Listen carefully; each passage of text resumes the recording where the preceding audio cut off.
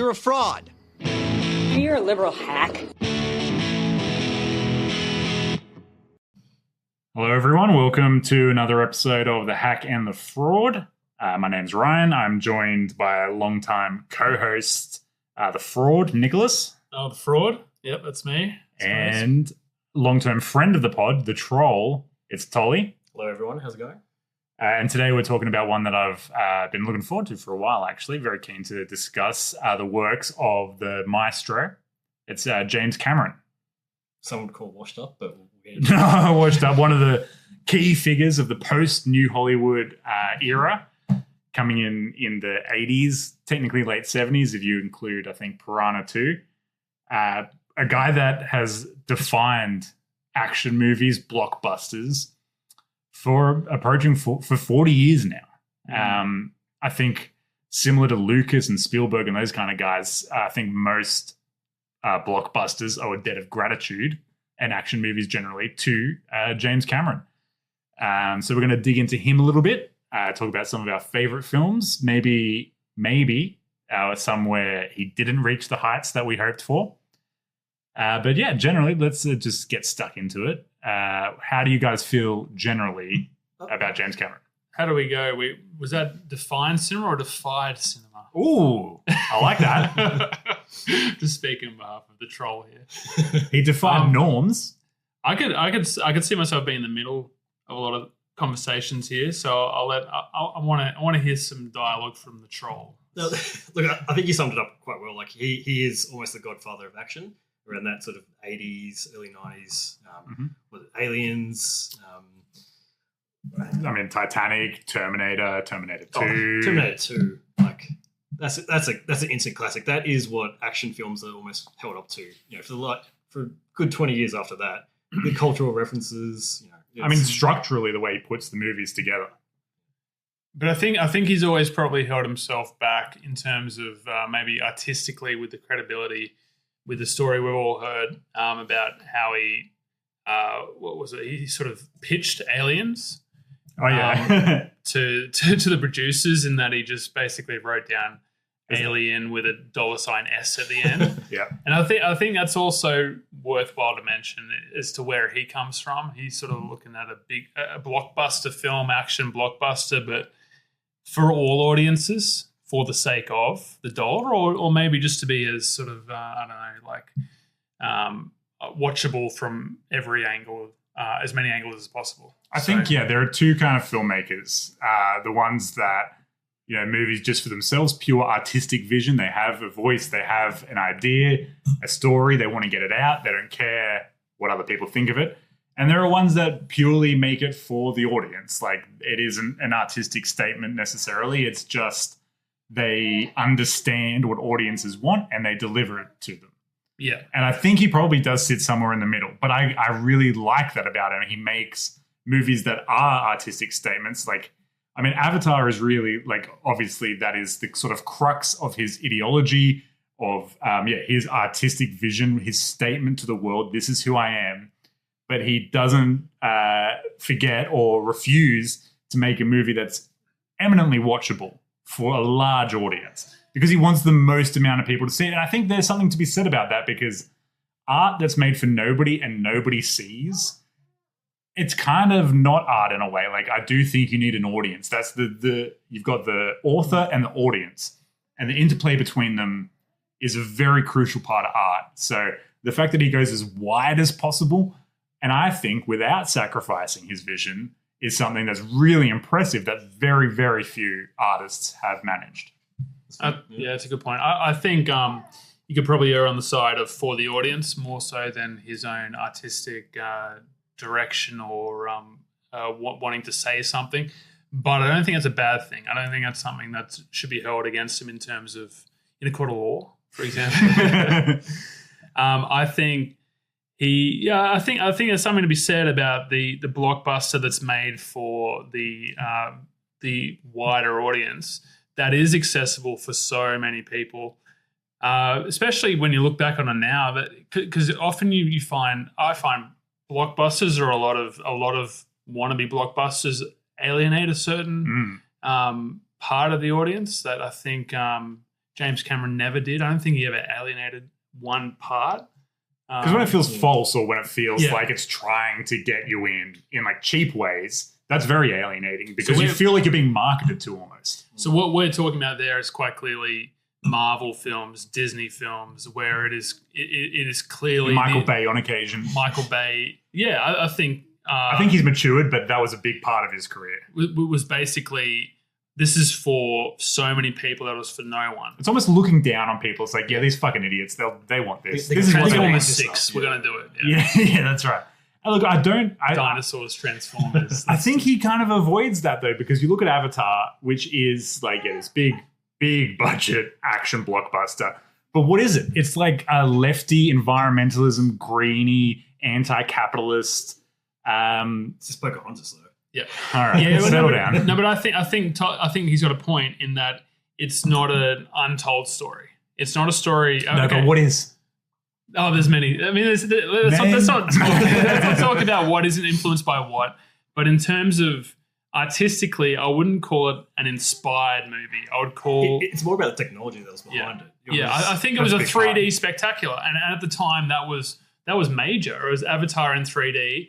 3D for that 4-year window was the big fucking wasn't it? For like, And I'm very like I'm different from like the regular audience in terms of 3D specifically in that I really bought into 3D and high frame rate as well. I think it's magical. It transports you into the world of the film in a way that nothing else does. The Hobbit movies as well. Say what you will about the Hobbit movies, and there's a lot of negative. I will. There's a lot of negativity to be said. Me too. But the one thing that I did like about it was the 48 frames per second 3D. It was insane to me. I was watching it and it felt like I was there in a way that no other cinema apart from like Avatar and maybe Hugo have done. No, I gotta. Okay, let's not drill down into this part, but like this is part of the reason why The Hobbit wasn't successful is because that was like, okay, we want to make Hobbit and we want to make it 3D and we want to make it 3 movies. Like that to me is where it Well, the 3 became movies, yeah, I agree. unsuccessful, but the 3D is part People of it as hate well. the 3. I agree, people hate it, but That they're was wrong. part of it. No, it's the glasses. It's all of it. It's the motion sickness. I think if you could invent a way to do it lensless and to somehow remove the motion sickness, whatever technology that is in the future, I think people would be a lot more receptive to it. But at the moment, it doesn't really work for general audiences. I agree there. That's it. Yep. But talking about the 3D, and I think this is the other part of James Cameron that's interesting. He's not just an artist; he's an engineer. He invented fucking submarines that go to the bottom of the ocean. Like he designed Don't them explode. that don't explode very specifically. He invented those. I mean, when they built the Titanic set, he was a crucial part of it. He invented these 3D cameras. He is pushing the medium forward, and not everybody's going to like it. It's not always going to be successful, but it's kind of like George Lucas, right? People can look back at the prequels and say they're dog shit, but he basically reinvented, mastered digital CGI filmmaking, which has negatives, obviously, because we've got Marvel movies and like CGI shit. Yeah. But it's the same technology that Martin Scorsese uses to add in like, houses and different scenes in Wolf of Wall Street or something. It's the same technology, and he pioneered it. Very similar to George Lucas in that regard. I mean, Avatar is his Star Wars. Cameron is that kind of guy. Yeah. Look, pioneering is the operating word here, and that is such a key thing. When you, for a Titanic, it wasn't just let's do a blockbuster about a ship that sunk. It was, all right, we're going to get a submarine. We're going to go, we're going to trail the depths of the ocean. We're going to look at the actual wreckage of Titanic, and we're going to make a story utilizing that. There's a lot of effort that goes into it. And I think another point is that if you do enjoy Christopher Nolan and you're a fan of Christopher Nolan, you kind of by default have to be a fan of James Cameron because there's such an influence from what James Cameron does in cinema in terms of taking it to, the brink of different possibilities to what Christopher Nolan does. So do you think Nolan is influenced by Cameron? Like he's a key influence? I would say a key influence for Nolan is obviously Kubrick, but I think one that gets unsaid is quite possibly James Cameron. Interesting. I think James Cameron is a key influence. I see it in the sort of like accessible blockbuster, right? Because Oppenheimer is not something you would ever think would be a blockbuster, but it was by any metric. But it was incredibly, like you said, it was accessible. And it's also pioneering. I think so many people went out to the cinema. They either picked Barbie or they picked Oppenheimer or both on the same night. I mean, I don't see any other director making Oppenheimer that accessible. Yeah, that 3-hour like historical. Yeah, I think that that's people an want to incredible see. feat. Yeah. So many people went into the cinema to see it because they knew it was going to be an absolute spectacle. And they're both the cinema guys. Like even Scorsese, he's like, all right, I'll do a Netflix movie. I will do an Apple TV movie. That's fine. Whereas Cameron and Nolan are they believe in they would never. Because they believe in the big screen, and there's a lot to be said for that. Like you watch Lawrence of Arabia on like a small television or even normal size television, I feel like you don't really get it in the same way that you do when you see it up on the big screen. I mean, obviously, there's not really an interesting insight, but the fact that they believe that so strongly that they kind of force you, and they force people who may not necessarily consider that to go see it, and maybe they don't even understand why they love it so much, seeing it on the big screen. But if Oppenheimer, or Avatar certainly came out on a streamer, they just wouldn't be good movies in the same way. No, I agree. I mean, you can still watch Oppenheimer, but like Avatar, I think everybody, even me, like a big Avatar fan, can agree that watching it in 2D on your plasma screen that's on like sports mode is not as good as seeing it at the movies. You take at that specific time. You take off like a point or two. I think where Avatar really perhaps loses points is the fact that if you watch it right now, this is your first taste of Avatar, you're not going to enjoy it as much as the person who went to see it in 2009. It's aged. Yeah. It has aged, but more than Titanic, more than any of these other films. More than Star Wars. More than Star Wars. Because it really was such a symptom of moment in time. It's a moment in time. And even then, I think it had so many criticisms of it, really copying a storyline that had been done before. Look, I'm not going to say that I'm one of those that critiqued it for that, but I'm not going to say it's an inspired storyline, but visually, it really has aged badly. I think you don't necessarily need an inspired story to make a masterpiece. It is more about the filmmaking, and I think Avatar. Like, yes, I agree that there is some level of aging because it is so 90% CGI. We're not watching it in 3D. The CGI has improved. But I think he utilizes the CGI in a way, and he has an attention for detail, and he has an aesthetic vision that allows it to, like, Avatar still looks better than the majority of CGI heavy movies that come out today, like all the Marvels and stuff. Yeah, Avatar still looks better. Yeah, I see that. Yeah. And Avatar purely by the fact that it had 5 years or 4 years of production into it rather than 30 minutes. Oh yeah, pump it out. Pump it out as quick as you can with don't pay anyone. Yeah, you spend 3 months on one frame rather than 1 day. That's his baby. That's his, Yeah. That being said, though, I still think once Avatar, let's call it, lived beyond 4 years old, so 2012, there was less of a yearning to see an Avatar 2, and then the Avatar 2 came out in just last year. It still made $1.5 billion? It's because of the name, though. Like, will Avatar 3 make that? I think so. In 2029? The thing is that enough with time, the inflation rate, maybe. Enough time passes and enough shit comes out that people get excited again for another big James Cameron movie. But then aren't you just going into that sort of Marvel territory where it's just... Well, no, because they're coming so often. But Avatar's still going to have... It's going to be like minimum 7 years, right? I think Troll's right in terms of that. There was enough goodwill that Avatar 2 could come out next year or 2030 and still get that kind of profit. But I think there wasn't that enough of a real story to follow, especially after 14 years, to really be an Avatar person, like a Star Wars fan, like a Marvel fan, like a Star Trek fan. Like it just doesn't have enough runs on the board. Now. You think? I think it is at that level now, and I think Avatar 2 was actually a much better film, story-wise, character-wise. It's less of the Pocahontas. It's less of like a story we've seen before. It's more like, okay, we've set up the world And now we can start telling stories in this world that are different from anything else because nothing else lives in this world. I think Avatar 2 was a better movie. And I think people are going to, let's see how much it made. Okay, Avatar 2 made $2.3 billion. Dear God. You can talk about it not having cultural relevance or the fan base, but $2.3 billion. It's a lot. I understand. It's like the second. It's the goodwill. It's the goodwill highest from movie James Cameron and the previous Avatar. Avatar 1 made how much, if you can check? It was 2.9 or something, but it Era was adjusted. They've done re-releases. It was re-releases. That was the thing. It made Avatar 1 was the first movie to top 2 billion. Yeah.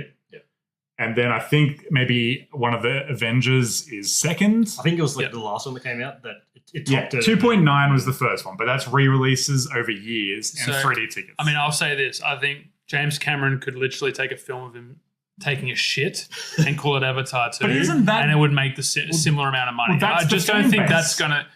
Yeah, as in because there's enough goodwill that they're going to see anything with James Cameron. That's a good point. That doesn't make this next film that great, though. Avatar 3, you mean? Avatar 2. Avatar 2. And then Avatar 3. I think Avatar 2 is... I just think it's a better film personally. I like it more than Avatar 1. And I think there might be some people out there that felt the same. And clearly it still did 2.3. Yeah.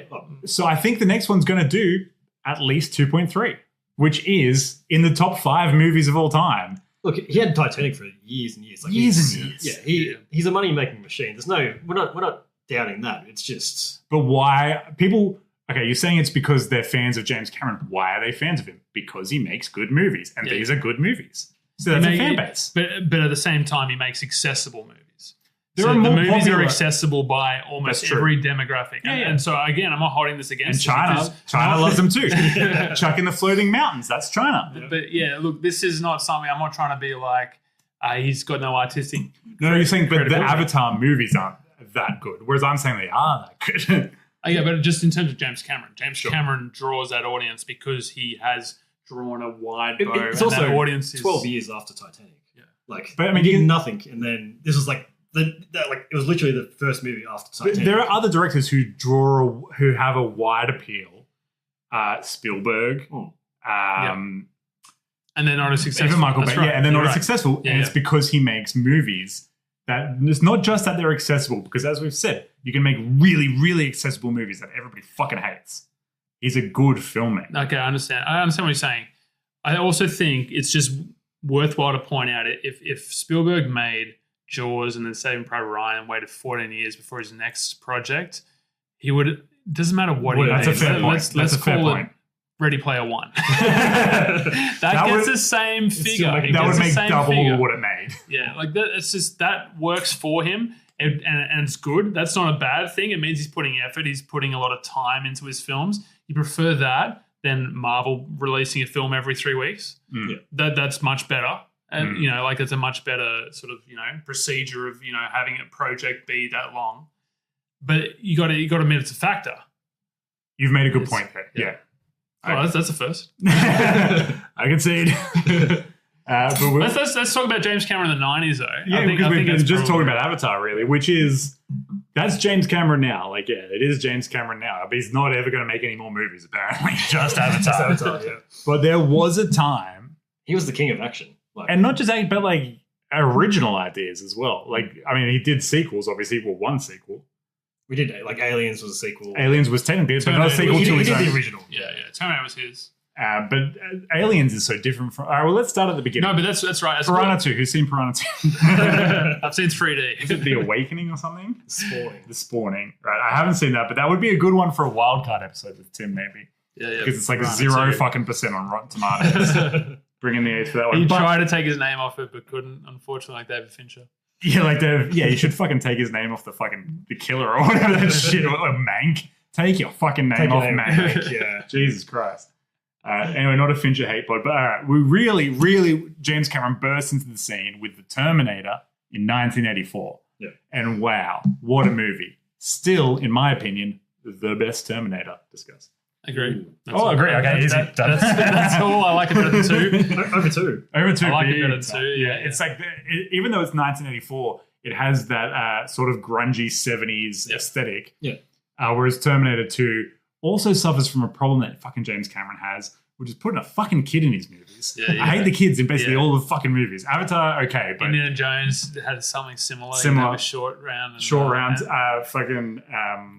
But Aliens has the the little girl. first movie Sigourney Weaver's just badass Survival. heroine chick. It's okay. It And adds an element. the second one's just like she's a mother. That's what she really It adds is. an element to a character. It adds an element. I don't think it's wanky. I'm fine Yeah, with because it. women can only be mothers. That's all they got. I'm fine. It adds just a little string to a character. She didn't need it. I agree. She didn't need like a better character, but it adds depth to her character. She was a mother who lost her her mother was her daughter was now dead, or If it was about died. her, I mean, it is kind of about her So grief there's a little of bit of losing a- her daughter. Yeah. But I think having the surrogate daughter kind of lessens the impact of her having that grief. Or if she was just dealing with that the whole movie without having a surrogate daughter, that's an interesting thing for me. But it just kind of makes her, it kind of lessens the impact. You reckon it waters down a character? It waters down the impact of her losing her daughter. Remember, being a mother back then was important. Exactly. Yeah, nowadays you couldn't. Yeah, no. Look, I don't think it did that, but I understand where you're coming from. I agree that Terminator 1. I think I think you're right. I think it just had that kind of real story that was just such an unknown. It had like Star Wars: A New Hope. It just had that kind of real sandbox approach to it in terms of what it could really be, and it's what a it real could do. like genre like exploitation movie as well. Like it's tapping. It's almost like I guess Terminator's now a genre, but they had it at the time as well. Like Robot Killer. I mean, they had RoboCop and stuff, and like lots of B-grade movies. It was really leaning into that like robot killer sci-fi thing. Whereas Terminator 2 is more like straight action, and I don't really feel like action is like exploitation genre stuff in the way that like westerns are much more genre, martial arts movies genre. Action is so broad that whereas Terminator 1 is very sort of like down the line grungy sci-fi robot killer, almost like exploitation movie. I think just with number 2, what they did when it came out was they held off on the sort of I suppose the turn of Arnold twist. Schwarzenegger, or the It was a twist at the time for sure. because they didn't come forward with it. Like in the trailer, you sort of still You just see the assumed Terminator. that Arnold Schwarzenegger was the Terminator, and the fellow who was the bad guy was the one saving him because of how they made the ad. That's right. And so it was a complete turn. And so that kind of gets lost on recent viewers because you watch it knowing that Arnold Schwarzenegger is the good one this time. The thumb and the Yeah. I think Terminator 2 is interesting because that's like we'll not think of Piranha, but 1, 2, 3, fourth movie in where he starts becoming that pioneer, right? Like Because he's got the money as well. Like he's got the money, but it's when he starts. Like, I mean, like the CGI around the T-1000 was groundbreaking for its time. Before that, he is kind of making more traditional. But he's not. I mean, I'm sure he was interested in it at the time, but he was probably somewhat restricted in what he could do, the budget and everything. By Terminator 2, he's like, now is my time to start changing, to start shaping cinema as a whole. Yeah. Terminator 1 is almost like playing the hits really well. It's like a really great cover almost. Whereas Terminator, by the time he gets to even The Abyss, because The Abyss is doing the Abyss CGI. too, I think so. No, I think this is where I really start to draw on comparisons with Christopher Nolan. Yeah. Is that he really started to change the game with practical effects. So And digital effects. But a lot of them were practical. The water and like remember in The Abyss when like the alien, it's like that was one of the first times they had like a CGI character almost. That's true, but I'm more talking about sort of I suppose from the practical. But he is going practical. When you think of that big semi trailer that turns on its, you see that exactly in The Dark Knight with the same semi-trailer, and it turns on its head and it's a real semi-trailer. It's really exploding, and they see that. That's such a cool scene. It's such a cool scene in The Dark Knight, in The Dark Knight, and also in the Terminator 2. It's the same. They really like. It's just that kind of inspired. I want to film exactly what's happening. I want to see it. Well, Michael Bay surely too, because he's really physical with that too. But like. To me, cinema is what you see in the camera. You can do the digital effects and stuff, but really, for me, it's what you see in the camera.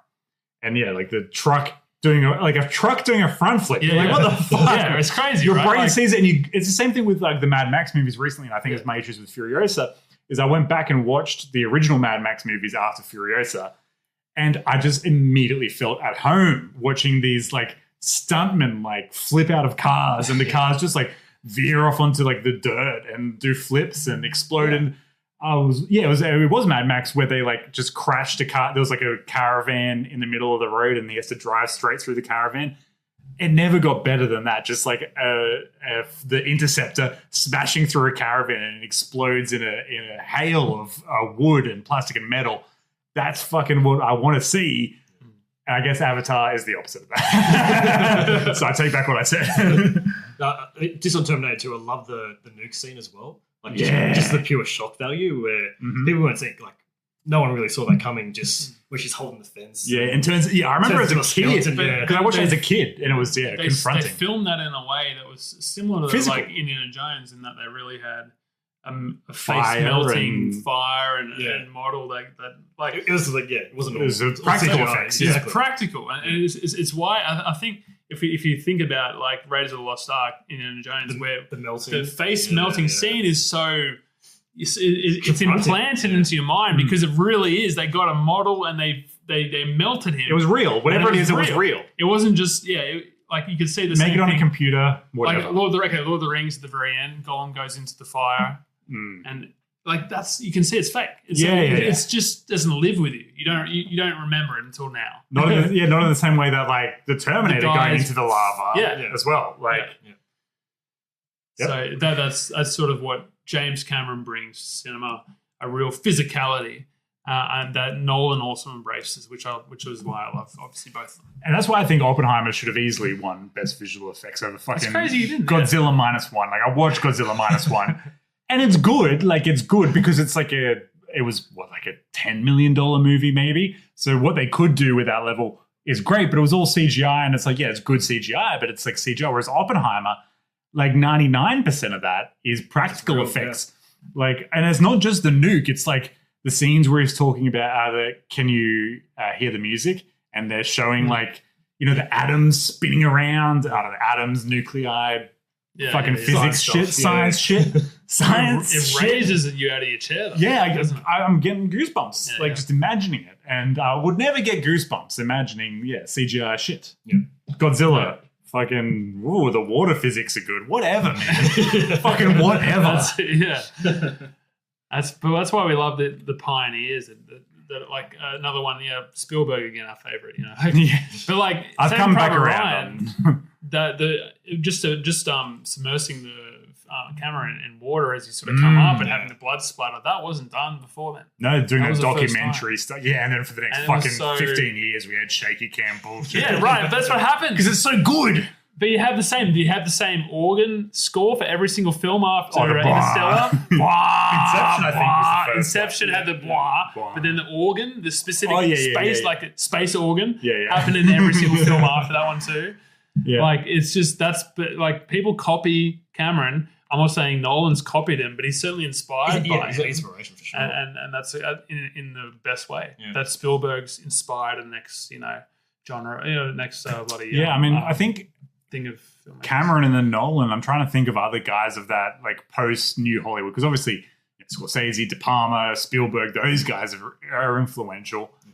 Tarantino had a time, but nobody's making Tarantino movies anymore. There was a period where I think you got to think of it like a blockbuster. So someone who makes blockbusters. And how many young guys make blockbusters? You know who's the fucking heir to the throne of Spielberg? Apparently, is James Mangold with fucking Dial of Destiny and Logan and fucking shit. Fucking I haven't shit. even heard of him. You would know James. I mean, I think he was with 310 to Yuma. But yeah, he did Dial of Destiny, and he's like the guy Logan and that kind of stuff. Oh, the after spill. Yeah, so the so last yeah, I mean, Cameron and then Nolan are kind of like I'm trying to think of other guys that live in that world. Maybe Roland Emmerich if you're really generous. If you're really generous. He was popular, but he didn't. Independence Day is okay. I agree. Stargate. He's done an okay job. I didn't hate 2012, but nobody's as a blockbuster guy. Nobody's been effective. He's been effective. Yeah, but he's not the same. He's not the same. He's also the one who say he's entirely for the audience. There is no artistic. Nobody's going to film school and being like, I want to be like Roland. He's my fucking guy. What about True Lies? So you've seen it? I've seen it. You've seen it? I've seen it. So you guys have seen it. So Move on from there. Look, I haven't seen True Lies. It's probably my least favorite. It's Elise Cameron. It's from what I've heard. It's an action comedy. So, yeah. It's got Jamie Lee Curtis, who I'm no great fan of. Look, it is definitely... Especially these days. Yeah, this is... And see, I was proven right. Talking about Oscar winner? In the early 2000s, I was like, Jamie Lee Curtis. She seems like a Zionist. Look, I agree. I think without you even seeing it, I think it's now. I've made the right choice. In terms of, I think it's the least James Cameron film. It had a few of the practical effects. I think there's the one where there's that jet, which is actually the jet. Yeah, you guys chat amongst yourselves. But it's not inspired. I've seen it, and I don't think it's stayed with me in a way that it's all also, these other films have stayed with me. It's based off a French film as well. It's not. Oh, is it? It's not. It's like a remake. Yeah, it's not his original. So interesting. If I'm going to give a shout out to one of his films that maybe hasn't had the greatest of uptake, is The Abyss. I think like a lot of people haven't seen that, and I think that is well, it hasn't really been great film. released on like Blu-ray or 4K or maybe I think it had a DVD release, but it hasn't been released on Blu-ray or 4K. And I think there's a lot of people who just haven't seen it because it's not as accessible. Yeah, I really think that's what it is, and I think it is really one of his best ones.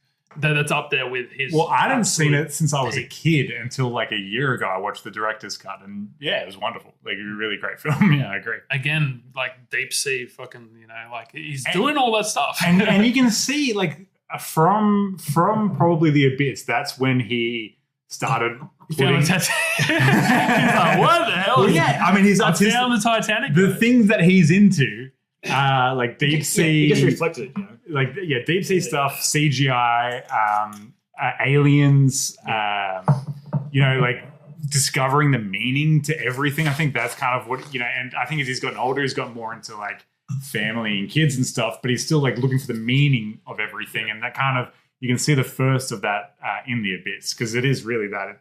I think this is exactly your point at the very start where you said he's able to toe that line between for the audience and for him. Yeah. And he's like dead center. I wouldn't say he's dead center, but in terms of he's just his own main character. He's just so self-important, but in the best way. Yeah. In the absolute best way, he's able to say, this is so interesting for me, and I'm able to make it so interesting. How can I make money off this? How can I make money off this too? And he knows he's right. And he's right. I just watched like a couple nights ago a National Geographic hour-long kind of documentary. It was Titanic 25 years later, but the whole thing was like, this is 25 years later. He's like, people have been saying Jack could have survived on the door. And then he made a whole thing to prove that that's wrong. And so what he did, and to not just prove that, like he could have fit on the door, that he could have survived, they put them in like ice cold water, like real stunt people, makes them go literally hypothermic. They put like a thermometer in his esophagus, in his digestive tract, and around the groin, so that they could make sure that they weren't literally killing them. Because once you get under 95 degrees Fahrenheit, the heart starts shutting down. Yeah. And he puts this guy in the water. He's just like freezing to death. And he's like, see, these fucking idiots at Mythbusters. That's so Christopher Nolan, right? He would do that, right? 25 years later. I feel like he would do that if there was a criticism of Inception. Well, like with the black hole in Interstellar, he's like, actually, I fucking got the PhD guy, the guy who, the only guy in the world who knows. There was a science behind Interstellar. There was a whole documentary about it. Try me. He's just like, come on, it's not a plot hole. It's not a plot hole because talk to this guy. He's from science. Yes. And I like the way that Cameron was framing it. He's like, now things have changed a lot and we've got new information and new data and new technology. So let's see how well my theories held up. Turns out I was 100% correct. And then he was like, all right, maybe 1% chance. If he did this, he would have survived. But we can say pretty sure Jack wouldn't have survived on the Yeah, he doesn't get 100 times to do it. It's like he's in the water now. He's cold. But you can also see why, what's her name? Probably divorced. Which one? What's her Which name? one? He is. Oh, Catherine Bigelow. Yeah. Bigelow. It's just He like, is- I'm sick of you Yeah, look, proving you right. I'm gonna beat you at Avatar. People say James Cameron's got a woman problem. He doesn't have great female characters. I'd say, could a guy who's had 5 wives really not love women that much? Keep that in. Back on the practical effects as well. I was watching the behind the scenes of Titanic, and just, I didn't realize. I always thought they tipped the boat up, or like they had the when the boat's going up and they're just seeing people down. It was all flat. It was just Camera. They made it. So they had the people that had the life jackets on. They had like ball bearings in there. Oh, really? So they were kind of like they were just sliding, like they were just sliding across. Oh, So- okay. As in when it was going, okay. It was always flat. So I was like, man, that's like. Oh, that's another good point. Like, did you guys go do the Titanic ride, like in Sydney? Yeah, I did. I don't yeah. remember it very well, but like, yeah, was you fun. just jogged a memory. Yeah, you remember that, and you're like, if you want to be in third class, go this way. And so we'll like go fucking third class. You kidding me? Webex, W-E-B. Yeah, we're on the list, buddy. So we're in the first class. We were fine at the end. Didn't see the third class passenger. Yeah, my Irish ass is fucking doing a jig down in. Oh, Corin, you're third class. Get in there. Yeah, you had your mum putting you to sleep, saying, "It's all right." Titanic. I mean, fucking Titanic. There was a period there where like people were snooty about it, man. Like dudes were like, "Oh, it's a fucking chick movie." But I'm glad we've kind of like. If the one good thing about like anti-masculinity over the last 20 years is that fucking we can appreciate Titanic, because that is a fucking one of my favorite movies. A 10 out of 10. Yeah. Perfect movie almost. I mean, you say that it's my wife's favorite ever film. Yeah. So it's every woman's favorite film, obviously. We get a lot of watches out of it, but I'm never, once a year. ever bored. Like, it's still a great. There's a lot to it. There's a lot to it. Yeah. It's and Leonardo DiCaprio. It's kind of like the first time and the last time he was hot, and he kind of like Last time he was hot. Come on the beach. Come on. I mean, the Shutter Island where he drowns his kids. No, by like Catch Me If You Can. He starts getting like squat and square. His head gets bigger. It's good. No, he's not. But I mean, he's fine. Head gets big. But he is so hot in that movie that it spawned like a 30-year career. Like he is still fucking women based on how hot he was in Titanic. Yeah, I mean, also he's like a trillionaire, but literally, like most of it comes from how hot he is in that movie. Like, I don't know, that's not really relevant to the podcast. It's kind of relevant in terms of how he's able to pick stars in the specific. And he works with similar. Yeah, it's actors. It's a star fucking movie. I got to think of it. I mean, Kate Winslet's still in Avatar 2, and but there's an actor that he works with that plays so many different roles over all his films, like Terminator. She was Vasquez in and then she was an Irish little third class. Yeah, she's actually a great character actor because like you see her as Vasquez and you think, okay, she's basically Michelle Rodriguez. But then you watch her in other movies and she's a completely different character in a way that Michelle could never be. Yeah. That's right. I don't know. We should well, probably it's Sigourney Weaver again. And Sigourney Weaver, she's in Avatar. But it's a great cast when you look back at Titanic. If you look at just the cast, you're like, fuck me. That's decent. Apparently, Kate Winslet was a bit of a risk at the time. They, what's the thing called that? The corset. Corset. Yeah, they called her like Corset Kate because she was just exclusively in like period dramas of a similar thing. And he was like, I don't want fucking her. And then he auditioned her, and he was like, all right, she's actually really great. And so she was kind of like lucky to get the role in a way. Like she almost did, and it's so crucial casting. Like Kate and Leo are just like there's the chemistry. Those two. Yeah, I think that's the one. To be honest, the one letdown of the film is that romantic chemistry. I don't think is there. The romantic chemistry. I see it. I feel it. You see it? I don't see it. And I think the characters talk about, as in Leo and Kate both talk about it, how they were great friends, but they could never really make that next step. Always found it funny that he's a homeless guy, by the way. Like, he's a homeless guy.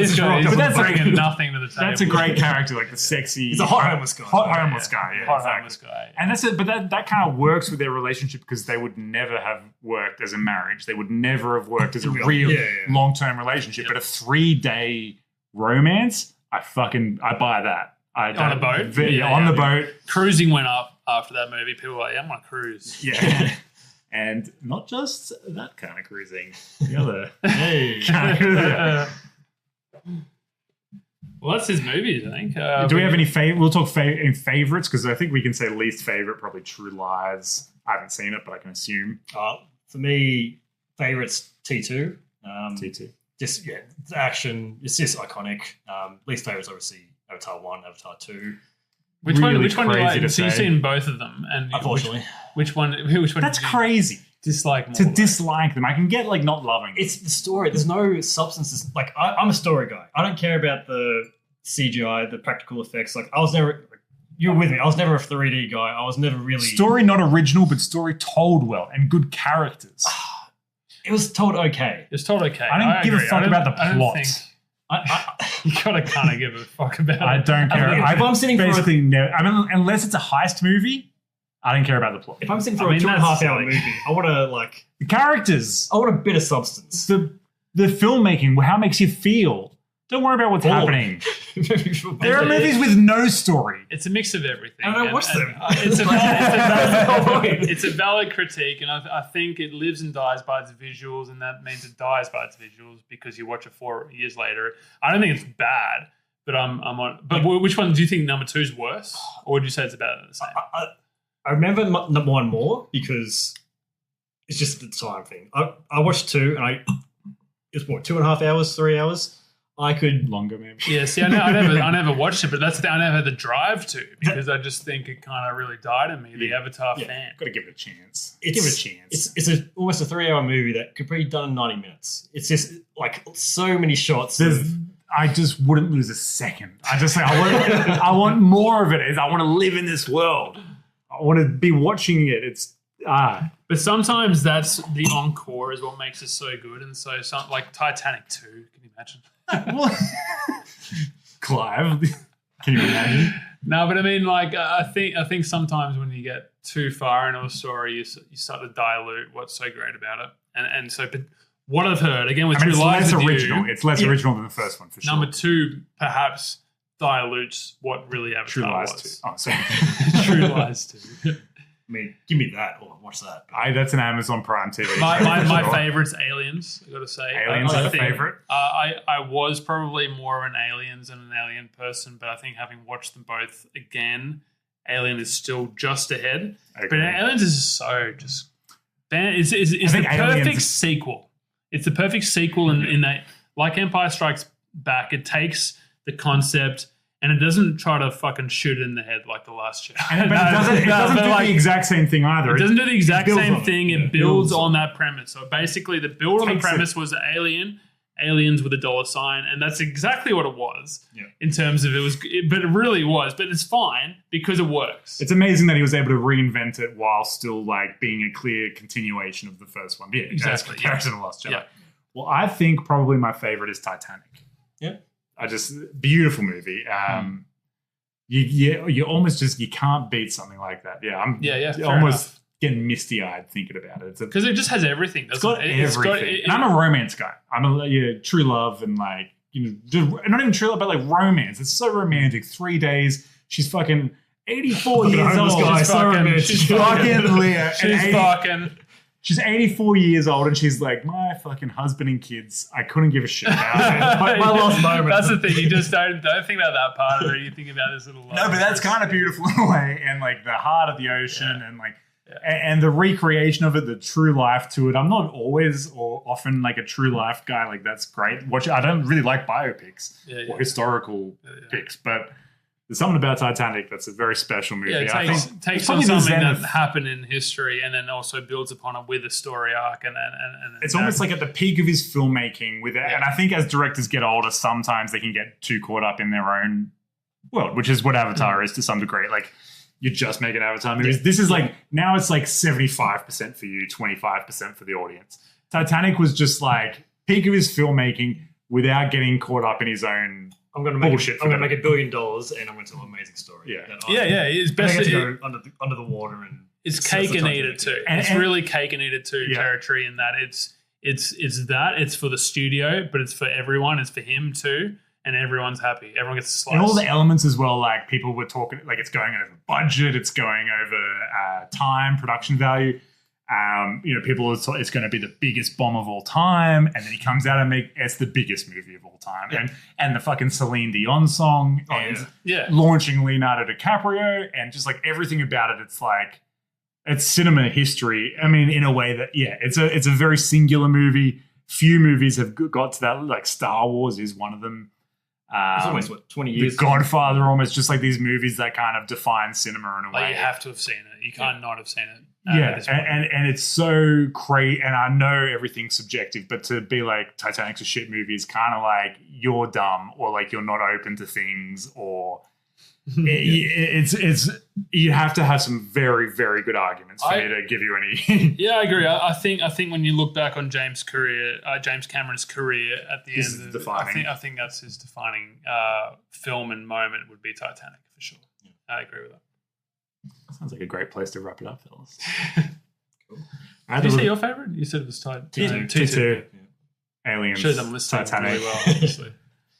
Thanks for joining us, everyone. That was a great episode. I really enjoyed that discussion. That was James Cameron. Thank you for joining us. Like, share, subscribe. We're on Instagram, Facebook, X. If you'd like to be on the pod, email or tweet out. Just say I want to. Just tweet it. Yeah, we'll probably pick it up. Messages us if you want to come on the pod. Anything, you can get in touch.